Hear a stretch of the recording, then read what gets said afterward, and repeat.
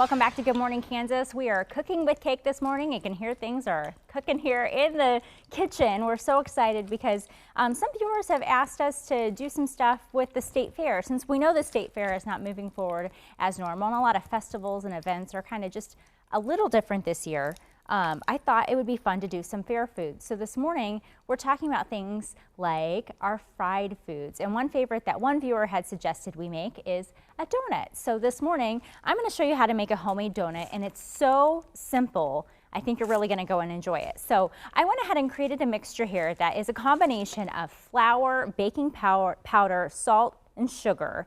And I went and I mixed up my dry ingredients, and then I went ahead and added some butter to it, cold. It's really important to get it cold. And then you go and you mix everything up so where it resembles like a coarse crumble.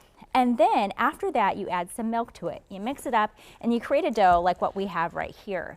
Now with this dough, we're gonna go ahead and mix it up just a little bit like I already have done, and then we're gonna shape it into, I would say, about 1-inch balls here, like what you see. And then we're going to take this and just with our little basket here, lower it gently into our hot oil.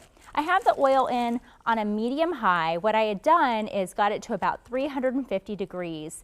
And you want to have it just nice and warm for these donut holes. But to make sure that it's consistent, I really do encourage you, if you can, to go and get something like a thermometer. This candy thermometer is great. What you do, and I did it beforehand just to make sure everything was safe, is you can stick it into the side of your pot that you're cooking in, and then you can assure that the temperature is the right amount, because after a while it might get a little hotter than what you anticipate, and you don't want it to get too bad before you go and move forward with your dish. You go and you cook these donut holes for about 3 minutes, and go ahead and put them here, let them dry off, but actually they look pretty good as is.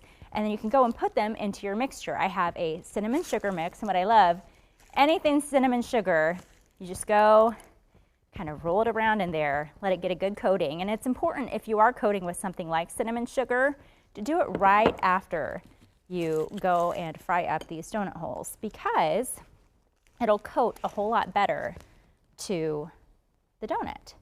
And the same with the donut hole itself with the powdered sugar, but instead of rolling it around, I'm just gonna put a fork in here and coat it as is. It's great. I think donut holes are sometimes better than the actual donut because, you know, you can go and eat a bunch of them and maybe feel a little less guilty about it.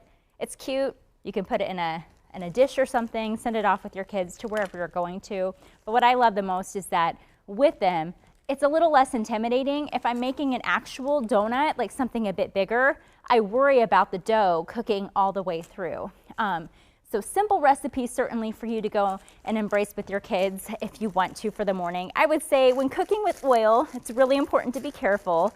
This week I was cooking with olive oil. I was making some lemon chicken at my house, and some water had accidentally from a nearby pot spattered into the oil, and it was like a volcano. It just popped up and the oil kind of just went everywhere, and I was so grateful to not be near that oil as it was heating up. So it's really important to monitor it. What I would suggest is that, you know, if you're including the kids on this, maybe have them mix up the dough. The adult goes and takes over with the frying, and using something like this to lower everything into your oil, it's going to protect you a little bit more.